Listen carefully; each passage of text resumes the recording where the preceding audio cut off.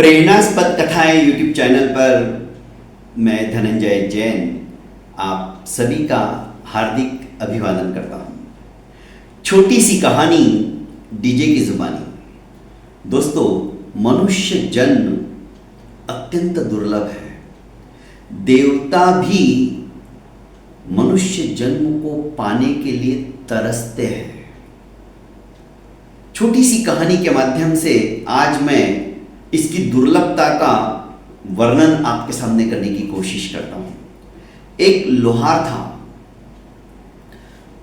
करीब 40-50 किलोमीटर के परिसर में एक ही लोहार था और जो किसान जब फसल आ जाती तो उनके लिए किसी को फावड़ा, किसी के लिए कुदाल, किसी के लिए कुल्हाड़ी, किसी के लिए हजारा, तो किसी के लिए हंसिया, इस तरह तरह के औजार वो लोहार बनाया करता था।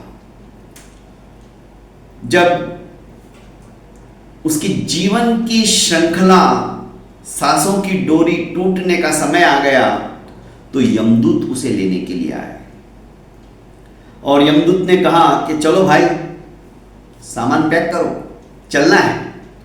उसने कहा देखो, फसल का टाइम आ चुका है और इस पूरे इलाके में मेरे अलावा कोई दूसरा लोहार नहीं है और ये सारे किसान मेरे ऊपर निर्भर हैं।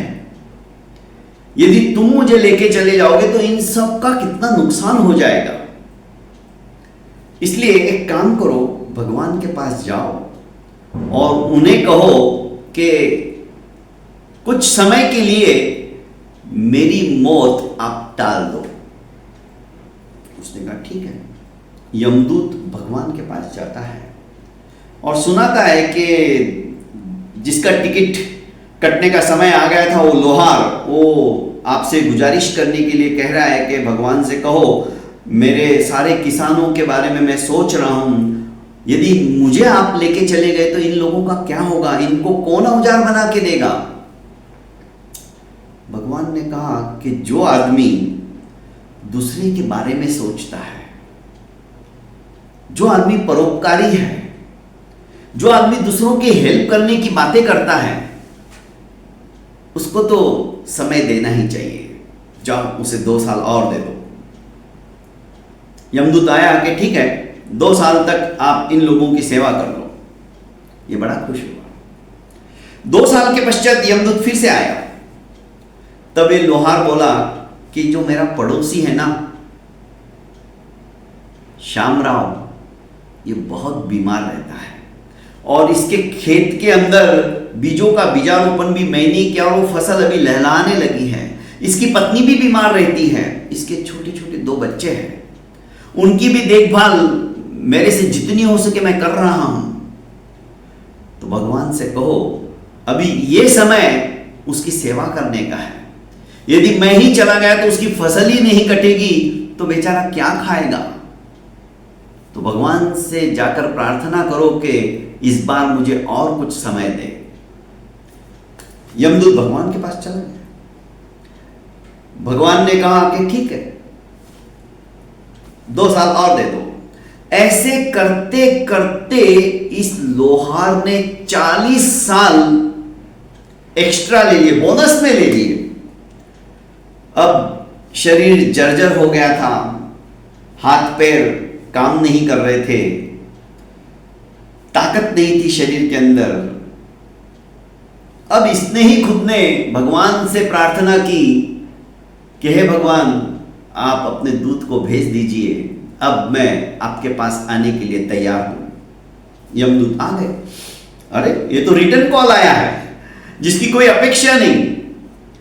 तो वो कहा कि भगवान, मैं उसे लेने जा रहा हूं। भगवान ने कहा, ऐसे लोगों को तुम नहीं, मैं खुद लेने को जाऊंगा, जो कि परोपकारी होते हैं, जो कि दूसरे का भला सोचते हैं, जो असहायों की सहायता करते हैं, समाज के प्रति जिनका उत्तरदायित्व रहता है और वे पूरी तरह से उसे निभाते हैं, उसे लेने तो मैं खुद जाऊंगा। और भगवान खुद उस लोहार को लेने के लिए आते हैं।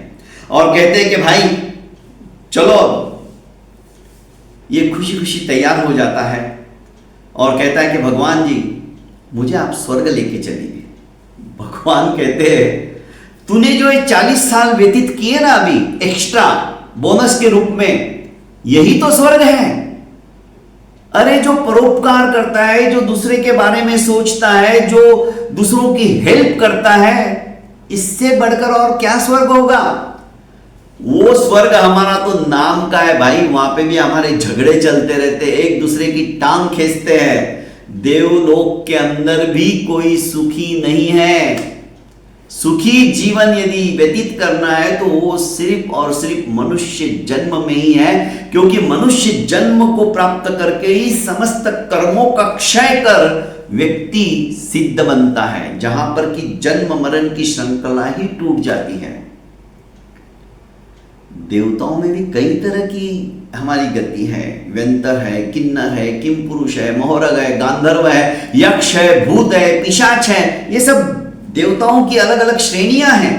वहां पे भी इस तरह के झगड़े चलते हैं, एक दूसरे की टांग खींचते हैं। मनुष्य जन्म जैसा कोई जन्म नहीं है। हम भी तरसते हैं कि कब हमारी पुण्य की उदयता आएगी और हम मनुष्य जन्म को जाकर प्राप्त करेंगे और तुम्हारे जैसे कर्म हम करेंगे। ये स्वर्ग नहीं था और क्या था। दोस्तों, मनुष्य जन्म प्राप्त करने के बाद हमेशा दीन दुखियों की समाज के प्रति हमारा बहुत लेना है, पर हम देते कुछ नहीं है। बड़े बड़े प्रवचनों के अंदर जाते हैं, हमारे सहधर्मी बंधुओं के पास में हम बैठते हैं, हमारी महिलाएं, हमारे घर की स्त्रियां अच्छे से अच्छे कपड़े परिधान धारण करके लोगों को दिखाने के लिए सज धज के जाती है, प्रवचन सुनने के लिए भी, पर कभी उनकी नजर किसी गरीब महिला के ऊपर नहीं जाती।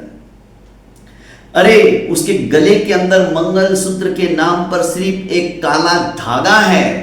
अपने पति को आकर कभी नहीं कहती कि अपना स्वधर्मी भाई है, देखिए उसके घर में क्या हालात है, कहीं वो परेशान तो नहीं है। हमारे पास भरपूर है ऊपर वाले का दिया हुआ, कुछ हेल्प चुपचाप कर दो, लोगों को पता भी नहीं चले और उसके स्वाभिमान को भी आघात नहीं पहुंचे।